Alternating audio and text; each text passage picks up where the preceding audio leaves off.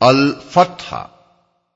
نام پہلی ہی آیت کے الفاظ انا فتحنا لک فتحا مبینا سے ماخوذ ہے۔ یہ محض اس سورہ کا نام ہی نہیں ہے بلکہ مضمون کے لحاظ سے بھی اس کا عنوان ہے، کیونکہ اس میں اس فتح عظیم پر کلام کیا گیا ہے جو صلح حدیبیہ کی شکل میں اللہ تعالیٰ نے نبی صلی اللہ علیہ وسلم اور مسلمانوں کو عطا فرمائی تھی۔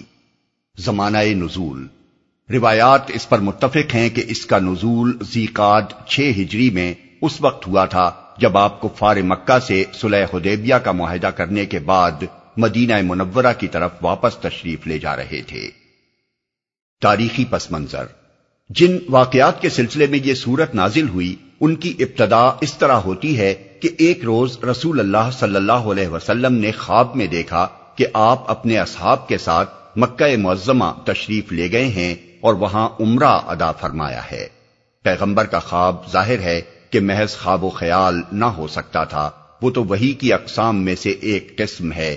اور آگے چل کر آیت 27 میں اللہ تعالیٰ نے خود توثیق کر دی ہے کہ یہ خواب ہم نے اپنے رسول کو دکھایا تھا، اس لیے در حقیقت یہ نرا خواب نہ تھا بلکہ ایک الہی اشارہ تھا جس کی پیروی کرنا حضور کے لیے ضروری تھا۔ بظاہر اسباب اس ہدایت پر عمل کرنے کی کوئی صورت ممکن نظر نہ آتی تھی۔ کفار قریش نے 6 سال سے مسلمانوں کے لیے بیت اللہ کا راستہ بند کر رکھا تھا اور اس پوری مدت میں کسی مسلمان کو انہوں نے حج اور عمرے تک کے لیے حدود حرم کے قریب نہ پھٹکنے دیا تھا۔ اب آخر یہ کیسے توقع کی جا سکتی تھی کہ وہ رسول اللہ صلی اللہ علیہ وسلم کو صحابہ کی ایک جمعیت کے ساتھ مکے میں داخل ہونے دیں گے؟ عمرے کا احرام باندھ کر جنگی ساز و سامان ساتھ لیے ہوئے نکلنا گویا خود لڑائی کو دعوت دینا تھا، اور غیر مسلح جانے کے معنی اپنے اور اپنے ساتھیوں کی جان خطرے میں ڈالنے کے تھے۔ ان حالات میں کوئی شخص یہ نہ سمجھ سکتا تھا کہ اللہ تعالیٰ کے اس اشارے پر عمل کیا جائے تو کیسے،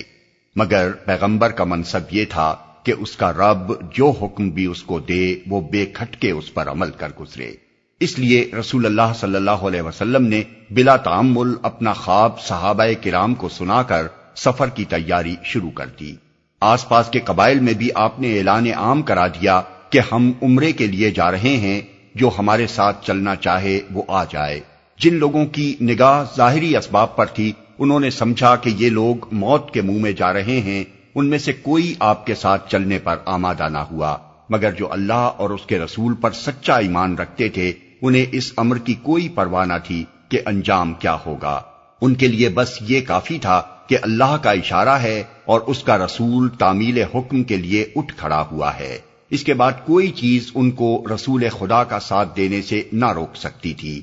1400 صحابی حضور کی معیت میں اس نہایت خطرناک سفر پر جانے کے لیے تیار ہو گئے۔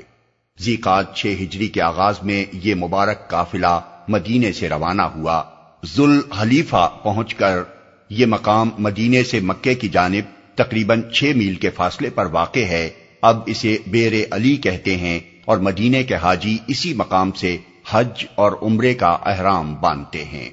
ذوالحلیفہ پہنچ کر سب نے عمرے کا احرام باندھا۔ قربانی کے لیے 70 اونٹ ساتھ لیے جن کی گردنوں میں ہدی کی علامت کے طور پر قلادے پڑے ہوئے تھے۔ پرتلوں میں صرف ایک ایک تلوار رکھ لی جس کی تمام زائرین حرم کو عرب کے معروف قاعدے کے مطابق اجازت تھی، اور اس کے سوا کوئی سامان جنگ ساتھ نہ لیا۔ اس طرح یہ قافلہ لبیک لبیک کی صدائیں بلند کرتا ہوا بیت اللہ کی طرف چل پڑا۔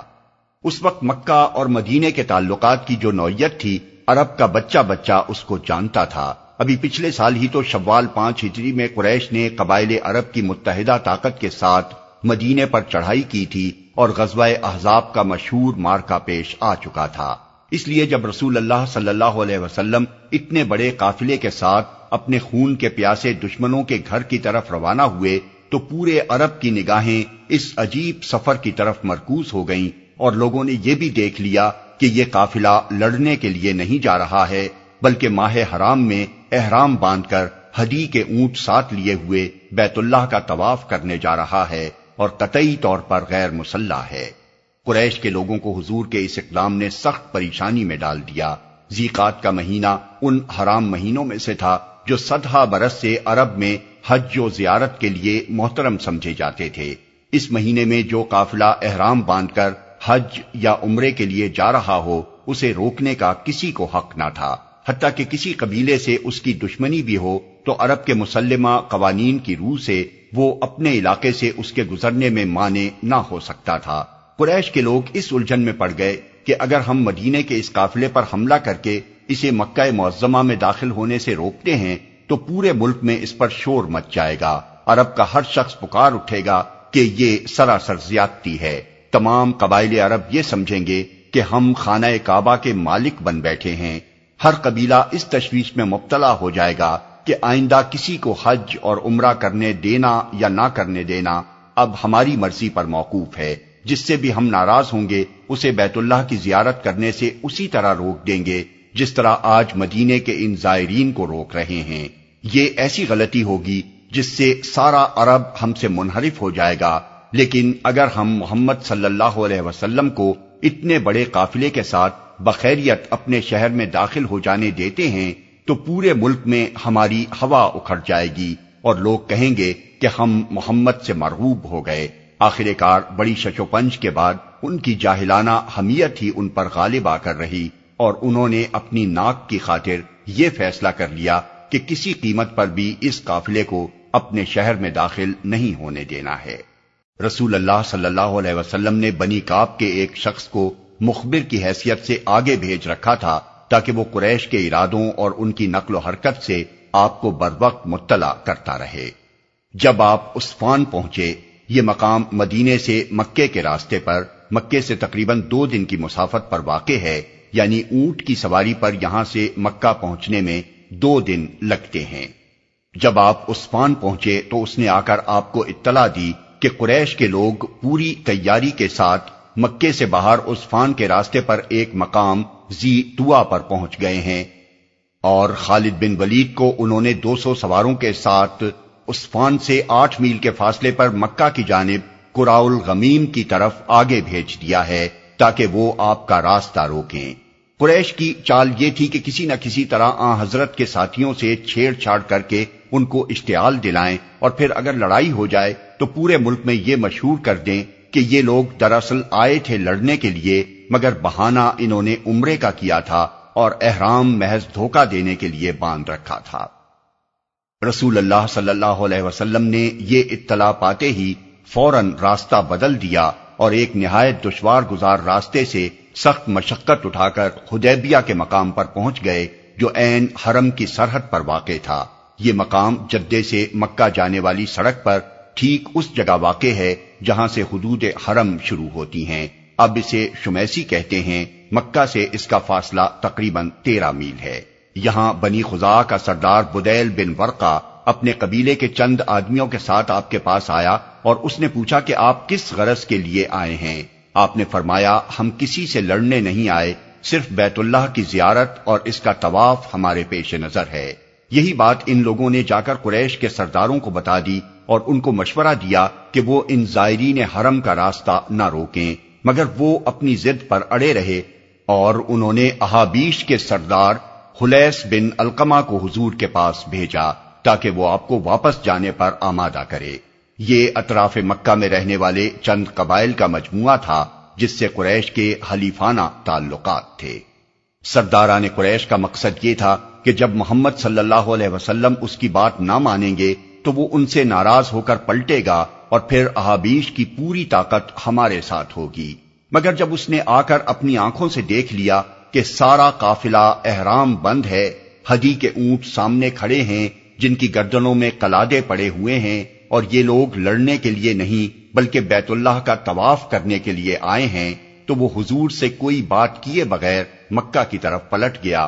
اور اس نے جا کر قریش کے سرداروں سے صاف صاف کہہ دیا کہ یہ لوگ بیت اللہ کی عظمت مان کر اس کی زیارت کے لیے آئے ہیں، اگر تم ان کو روکو گے تو احابیش اس کام میں تمہارا ساتھ ہرگز نہ دیں گے۔ ہم تمہارے حلیف اس لیے نہیں بنے ہیں کہ تم حرمتوں کو پامال کرو اور ہم اس میں تمہاری حمایت کریں۔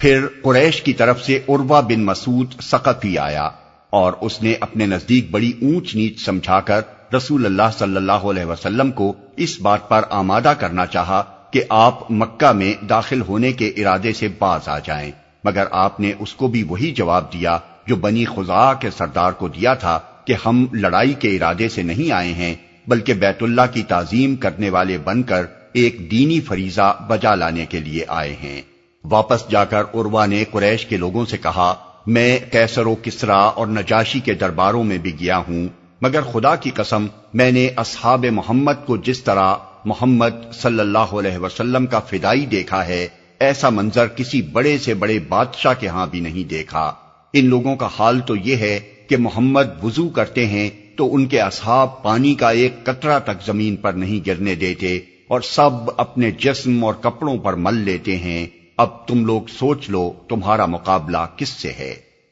اس دوران میں جبکہ ایلچیوں کی آمد و رفت اور گفت و شنید کا یہ سلسلہ جاری تھا، قریش کے لوگ بار بار یہ کوشش کرتے رہے کہ چپکے سے حضور کے کیمپ پر چھاپے مار کر صحابہ کو اشتعال دلائیں اور کسی نہ کسی طرح ان سے کوئی ایسا اقدام کرا لیں جس سے لڑائی کا بہانہ ہاتھ آ جائے، مگر ہر مرتبہ صحابہ کے زبر و ضبط اور حضور کی حکمت و فراست نے ان کی ساری تدبیروں کو ناکام کر دیا۔ ایک دفعہ ان کے 40-50 آدمی رات کے وقت آئے اور مسلمانوں کے پڑاؤ پر پتھراؤ اور تیر برسانے لگے۔ صحابہ نے ان سب کو گرفتار کر کے حضور کے سامنے پیش کر دیا، مگر آپ نے ان سب کو چھوڑ دیا۔ ایک اور موقع پر تنعیم کی طرف سے، یہ مکہ کے قریب حدود حرم سے باہر ایک مقام ہے، مکہ کے لوگ بالعموم عمرہ کرنے کی خاطر اسی مقام پر جا کر احرام باندھتے ہیں اور پھر واپس آ کر عمرہ ادا کرتے ہیں۔ 80 آدمی عین نماز فجر کے وقت آئے اور انہوں نے اچانک چھاپا مار دیا۔ یہ لوگ بھی پکڑے گئے مگر حضور نے انہیں بھی رہا کر دیا۔ اس طرح قریش کو اپنی ہر چال اور ہر تدبیر میں ناکامی ہوتی چلی گئی۔ آخر کار حضور نے خود اپنی طرف سے حضرت عثمان رضی اللہ عنہ کو ایلچی بنا کر مکہ بھیجا اور ان کے ذریعے سے سرداران قریش کو یہ پیغام دیا کہ ہم جنگ کے لیے نہیں بلکہ زیارت کے لیے ہدی ساتھ لے کر آئے ہیں، طواف اور قربانی کر کے واپس چلے جائیں گے، مگر وہ لوگ نہ مانے اور حضرت عثمان کو مکہ ہی میں روک لیا۔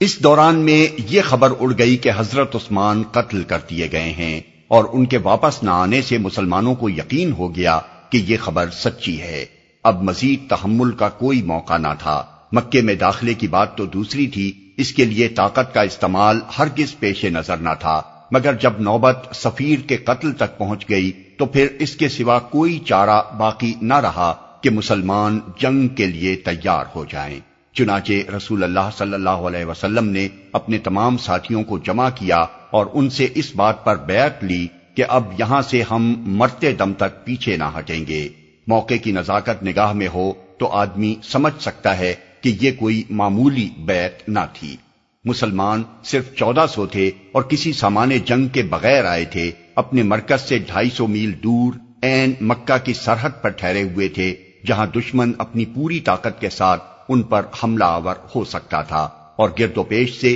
اپنے حامی قبیلوں کو لا کر بھی انہیں گھیرے میں لے سکتا تھا۔ اس کے باوجود ایک شخص کے سوا پورا قافلہ نبی صلی اللہ علیہ وسلم کے ہاتھ پر مرنے مارنے کی بیعت کرنے کے لیے بلا تعمل آمادہ ہو گیا۔ اس سے بڑھ کر ان لوگوں کے اخلاص ایمانی اور راہ خدا میں ان کی فدائیت کا اور کیا ثبوت ہو سکتا ہے؟ یہی وہ بیعت ہے جو بیعت رضوان کے نام سے تاریخ اسلام میں مشہور ہے۔ بعد میں معلوم ہوا کہ حضرت عثمان کے قتل کی خبر غلط تھی۔ حضرت عثمان خود بھی واپس آ گئے اور قریش کی طرف سے سہیل بن عمرو کی قیادت میں ایک وفد بھی صلح کی بات چیت کرنے کے لیے حضور کے کیمپ میں پہنچ گیا۔ اب قریش اپنی اس ضد سے ہٹ گئے تھے کہ وہ حضور کو اور آپ کے ساتھیوں کو سرے سے مکے میں داخل ہی نہ ہونے دیں گے۔ البتہ اپنی ناک بچانے کے لیے ان کو صرف یہ اصرار تھا کہ آپ اس سال واپس چلے جائیں، آئندہ سال آپ عمرے کے لیے آ سکتے ہیں۔ طویل گفت و شنید کے بعد جن شرائط پر صلح نامہ لکھا گیا وہ یہ تھیں: 1. 10 سال تک فریقین کے درمیان جنگ بند رہے گی اور ایک دوسرے کے خلاف خفیہ یا علانیہ کوئی کارروائی نہ کی جائے گی۔ 2. اس دوران میں قریش کا جو شخص اپنے ولی کی اجازت کے بغیر بھاگ کر محمد صلی اللہ علیہ وسلم کے پاس جائے گا اسے آپ واپس کر دیں گے، اور آپ کے ساتھیوں میں سے جو شخص قریش کے پاس چلا جائے گا اسے وہ واپس نہ کریں گے۔ 3. قبائل عرب میں سے جو قبیلہ بھی فریقین میں سے کسی ایک کا حلیف بن کر اس معاہدے میں شامل ہونا چاہے گا اسے اس کا اختیار ہوگا۔ 4 محمد صلی اللہ علیہ وسلم اس سال واپس جائیں گے اور آئندہ سال وہ عمرے کے لیے آ کر 3 دن مکہ میں ٹھہر سکتے ہیں، بشرطے کہ پرتلوں میں صرف ایک ایک تلوار لے کر آئیں اور کوئی سامان حرب ساتھ نہ لائیں۔ ان 3 دنوں میں اہل مکہ ان کے لیے شہر خالی کر دیں گے تاکہ کسی تصادم کی نوبت نہ آئے، مگر واپس جاتے ہوئے وہ یہاں کے کسی شخص کو اپنے ساتھ لے جانے کے مجاز نہ ہوں گے۔ جس وقت اس معاہدے کی شرائط طے ہو رہی تھی، مسلمانوں کا پورا لشکر سخت مضطرب تھا۔ کوئی شخص بھی ان مصلحتوں کو نہیں سمجھ رہا تھا جنہیں نگاہ میں رکھ کر نبی صلی اللہ علیہ وسلم یہ شرائط قبول فرما رہے تھے۔ کسی کی نظر اتنی دور رس نہ تھی کہ اس صلح کے نتیجے میں جو خیر عظیم رونما ہونے والی تھی اسے دیکھ سکے۔ کفار قریش اسے اپنی کامیابی سمجھ رہے تھے اور مسلمان اس پر بےتاب تھے کہ ہم آخر دب کر یہ ذلیل شرائط کیوں قبول کریں۔ حضرت عمر جیسے بالغ النظر مدبر تک کا یہ حال تھا کہ وہ کہتے ہیں مسلمان ہونے کے بعد کبھی میرے دل میں شک نے راہ نہ پائی تھی، مگر اس موقع پر میں بھی اس سے محفوظ نہ رہ سکا۔ وہ بے چین ہو کر حضرت ابو بکر کے پاس گئے اور کہا، کیا حضور اللہ کے رسول نہیں ہیں؟ کیا ہم مسلمان نہیں ہیں؟ کیا یہ لوگ مشرک نہیں ہیں؟ پھر آخر ہم اپنے دین کے معاملے میں یہ ذلت کیوں اختیار کریں؟ انہوں نے جواب دیا، اے عمر، وہ اللہ کے رسول ہیں اور اللہ ان کو ہرگز ضائع نہ کرے گا۔ پھر ان سے صبر نہ ہوا، جا کر یہی سوالات خود رسول اللہ صلی اللہ علیہ وسلم سے بھی کیے اور حضور نے بھی ان کو ویسا ہی جواب دیا جیسا حضرت ابو بکر نے دیا تھا۔ بعد میں حضرت عمر مدتوں اس پر نوافل اور صدقات ادا کرتے رہے تاکہ اللہ تعالیٰ اس گستاخی کو معاف فرما دے جو اس روز ان سے شان رسالت میں ہو گئی تھی۔ سب سے زیادہ 2 باتیں اس معاہدے میں لوگوں کو بری طرح کھل رہی تھیں۔ ایک شرط نمبر 2 جس کے متعلق لوگ کہتے تھے کہ یہ صریح نامساوی شرط ہے۔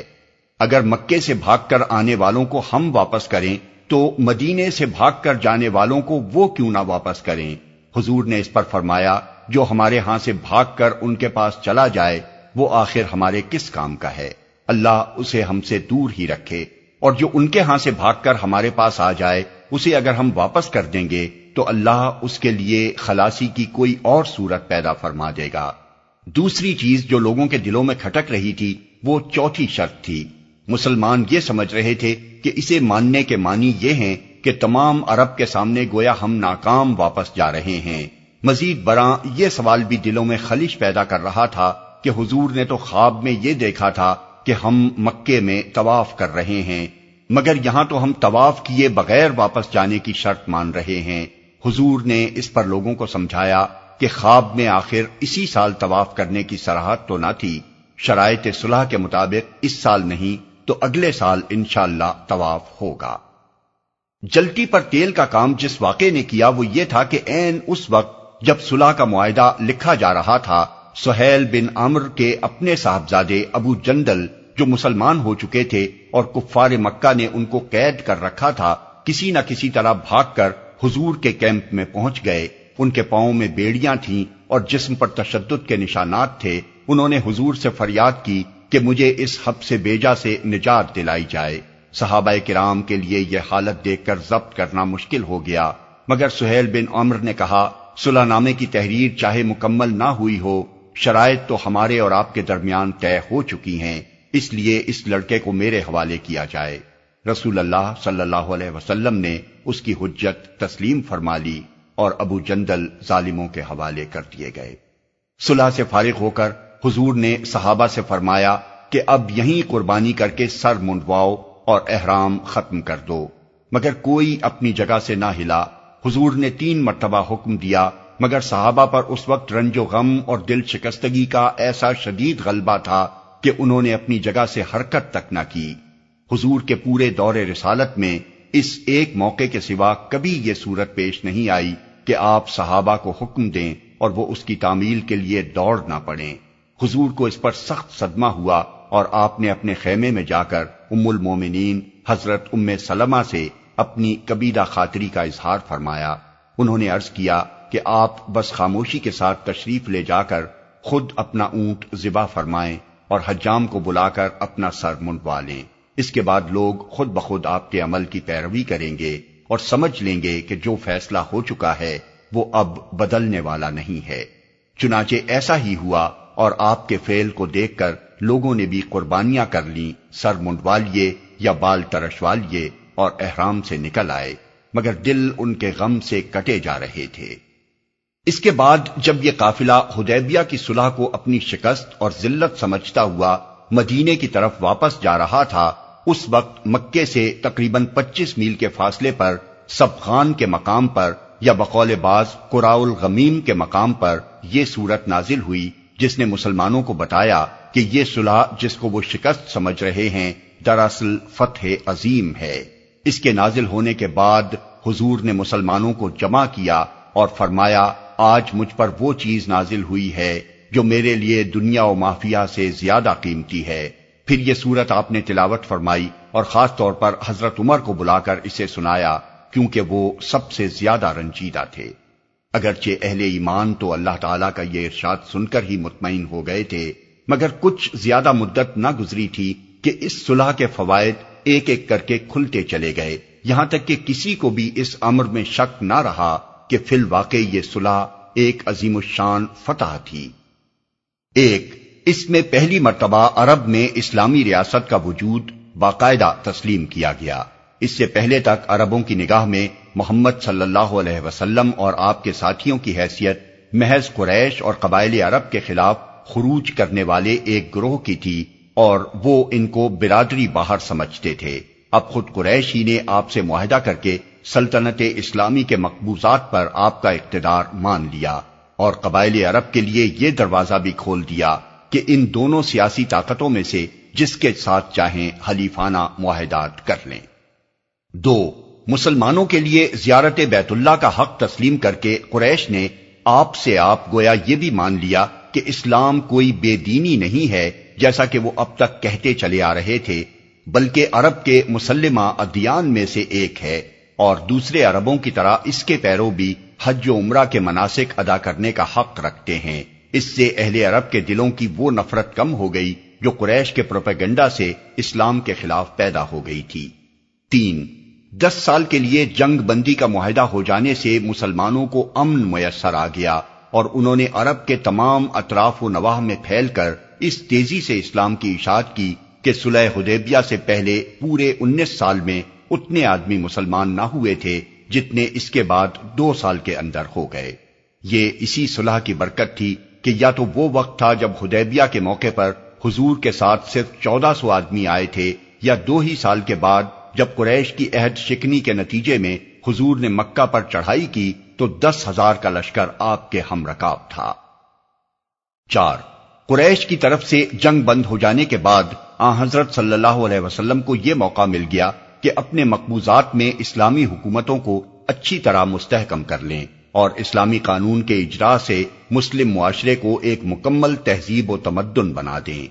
یہی وہ نعمت عظمیٰ ہے جس کے متعلق اللہ تعالیٰ نے سورہ مائدہ کی آیت 3 میں فرمایا کہ آج میں نے تمہارے دین کو تمہارے لیے مکمل کر دیا ہے اور اپنی نعمت تم پر تمام کر دی ہے، اور تمہارے لیے اسلام کو تمہارے دین کی حیثیت سے قبول کر لیا ہے۔ 5، قریش سے صلح کے بعد جنوب کی طرف سے اطمینان نصیب ہو جانے کا فائدہ یہ بھی ہوا کہ مسلمانوں نے شمال عرب اور وسط عرب کی تمام مخالف طاقتوں کو بآسانی مسخر کر لیا۔ صلح حدیبیہ پر 3 ہی مہینے گزرے تھے کہ یہودیوں کا سب سے بڑا گڑھ خیبر فتح ہو گیا، اور اس کے بعد فدق، وادی القرا، تیمہ اور تبوک کی یہودی بستیاں اسلام کے زیر نگیں آتی چلی گئیں۔ پھر وسط عرب کے وہ تمام قبیلے بھی جو یہود اور قریش کے ساتھ گٹھ جوڑ رکھتے تھے ایک ایک کر کے تابع فرمان ہو گئے۔ اس طرح حدیبیہ کی صلح نے 2 ہی سال کے اندر عرب میں قوت کا توازن اتنا بدل دیا کہ قریش اور مشرکین کی طاقت دب کر رہ گئی اور اسلام کا غلبہ یقینی ہو گیا۔